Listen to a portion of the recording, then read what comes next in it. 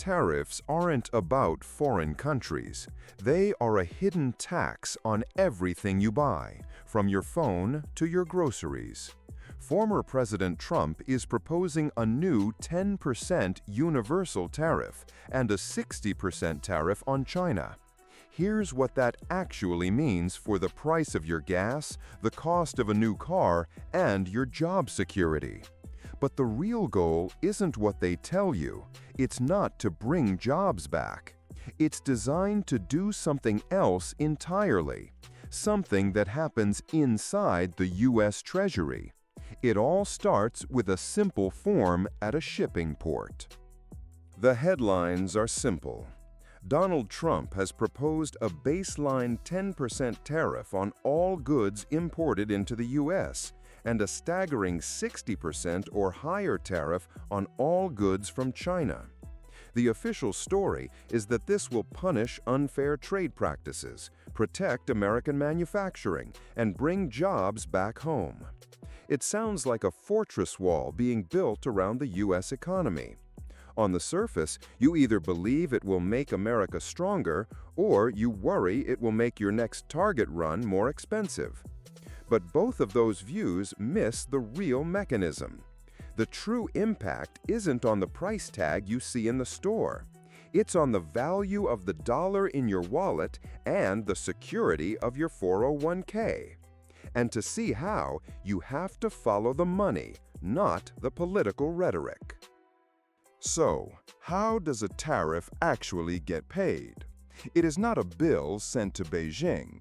When a company like Apple imports an iPhone or Ford imports a part for an F-150, they pay the tariff, a tax, directly to U.S. Customs and Border Protection at the port of entry. If you're already rethinking what a tariff is, subscribe. We decode the hidden rules of money every single week. So that 60% tariff on a Chinese-made product isn't paid by the Chinese factory. It's paid by the American company that bought it. That company then has three choices: absorb the cost and make less profit, push the cost onto you with higher prices, or force the foreign factory to sell it to them for cheaper. A 2019 study by economists from Princeton and Columbia University found that during the last trade war, U.S. businesses and consumers paid for virtually 100% of the tariff costs. But here is the part nobody talks about. The real weapon isn't the tax itself, it's the currency. When the U.S. government collects billions in tariffs, those are paid in U.S. dollars. This increases global demand for dollars. At the same time, because our goods are now more expensive, foreigners buy less, so fewer dollars are flowing out.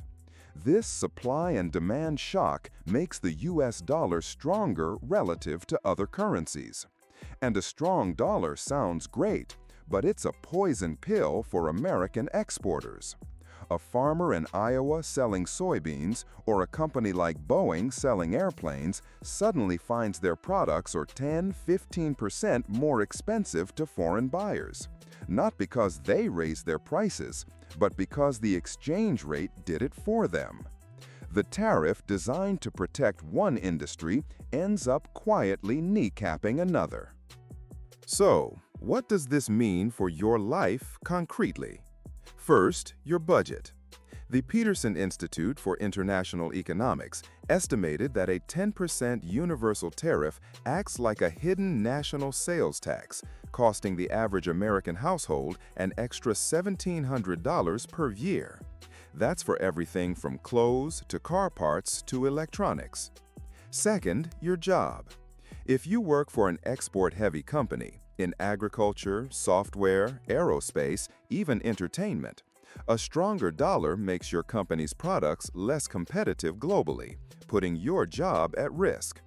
If you work for a company that uses imported materials like construction or auto manufacturing, your employer's costs skyrocket, leading to hiring freezes or layoffs. Third, your 401k. The S&P 500 is filled with multinational corporations like Apple, Coca-Cola, and Procter & Gamble that earn a huge portion of their revenue overseas. A trade war hits them with a double punch: higher costs on imports and lower sales on exports.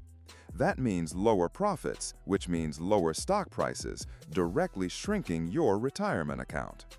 Finally, there's retaliation. Other countries will not absorb this quietly. They will respond with their own tariffs on American-made products: Harley-Davidsons, Kentucky bourbon, and soybeans. This is how a trade dispute escalates into a global trade war, which is one of the fastest ways to trigger a worldwide recession.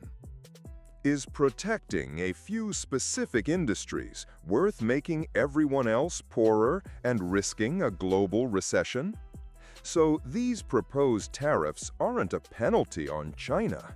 They're a tax on U.S. importers passed directly on to you. They don't just raise prices at the store, they weaponize the dollar, hurting American exporters and threatening your job and your 401k. To stay ahead of the policies that will shape your wallet, make sure you're subscribed. We'll show you how the money really moves before it happens. Next week, we're decoding the Fed's shadow interest rate. It's not the one you see on the news, but it secretly controls the price of your next car loan. Now you see how the money really moves. Money Decoded.